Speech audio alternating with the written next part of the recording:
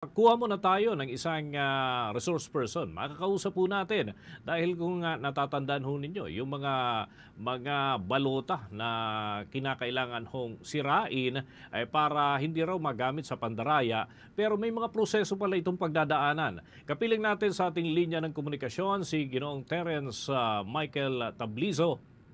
Siya ang Supervising Record Management Analyst ng National Archives of the Philippines. Magandang umaga po sa inyo at welcome sa Bombo Radio Philippines. Si Bombo Dennis Hamito po ito. Together with me, si Bombo Everly Rico. Welcome to the program. At unang-una, nais ko pong maitanong, ano nga ba ang paper melting na sinasabing gagamitin para ho dito sa mga nasayang na balota na ito o kaya naman ay hindi na gagamitin? At bakit iyon ang kinakailangan isagawa doon sa mga unused ballots, Ginoong Terence?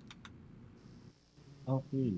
So, ipaliwanag ko po muna na magbigay ako ng background. Bali yung paper melting, isa lang po yan sa mga mode na usually nire-recommend namin para totally ma-destroy natin yung mga tinatawag na valueless record. Although dito kasi, ang i-dispose ni COMELEC yung mga unused na balot.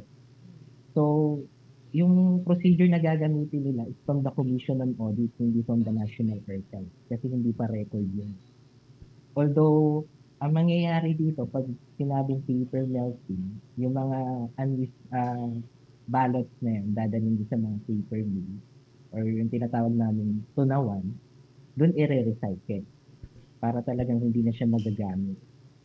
So, isa sa pinaka-practical, although safe pa rin na mode na ginagawa to destroy yung mga ganitong klase ng unused na form. Although other modes, pwede namang through landfill, kaso medyo voluminous to, as well as yung pag-shred, it will take time. Tsaka wala tayong facility po para gawin na shred yung voluminous na forms na yan ng commonwealth. So, ang pinaka-practical na gagawin talaga is yung dali sa paper mill para i-recycle. Ayun. Okay, so paano nga ba yung magiging proseso dito at ano naman yung magiging outcome after ng process ng melting, Ginong Tabliso? Yes po. Pati ganito, nagtatap tayo ng service ng third-party service provider para sila yung magpo-provide sa COMELEC ng manpower, yung tracking. Sila yung mag-hold ng valueless mga forms na yan, yung unused balance from the storage ng COMELEC papunta dun sa uh, accredited na paper mill. Eh, pag ni-recycle yan, ang isa sa pwedeng maging output niya, pwedeng maging papel uli, pwedeng maging tissue, pwedeng maging diaper.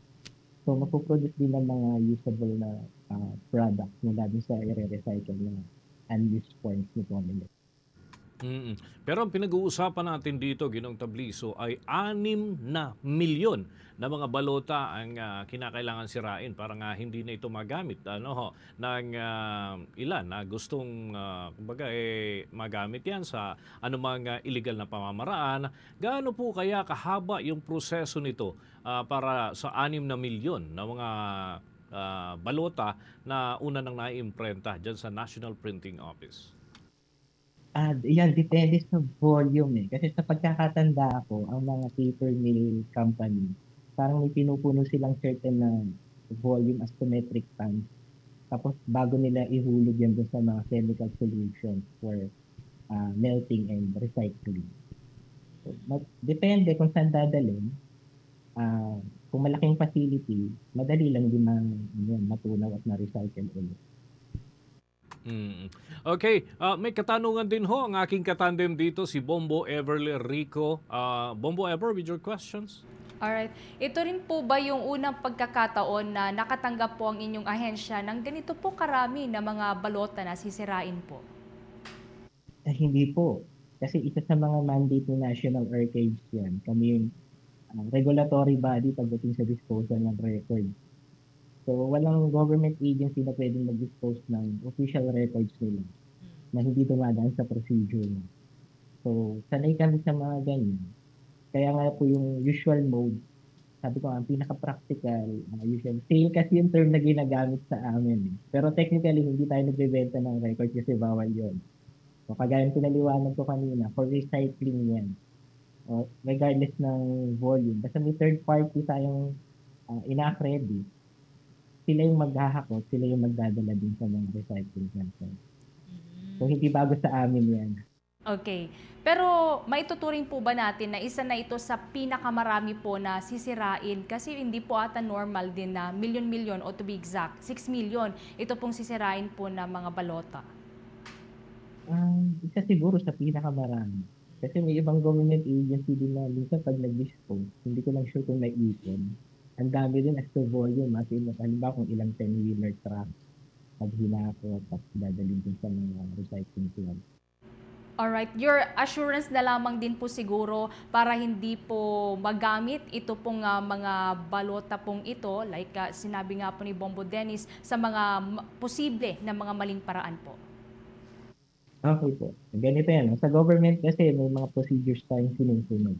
So, hindi tayo pwedeng basta mag-dispose ng records or mga sa property. May mga rules na sinusunod yan. Kagaya nga po sa kaso ng COMELEC, rules ni COA, ang susundin nila. So, sinisigurado natin yan mula sa umpisa, may inventaryo yan, i-record yan sa Commission on Audit. So, inspect ni Commission on Audit yan, titingnan nila kung eligible yan for destruction. Hanggang sa daling sa tunawan yan, may documentation po yan at may mga nag-witness dyan.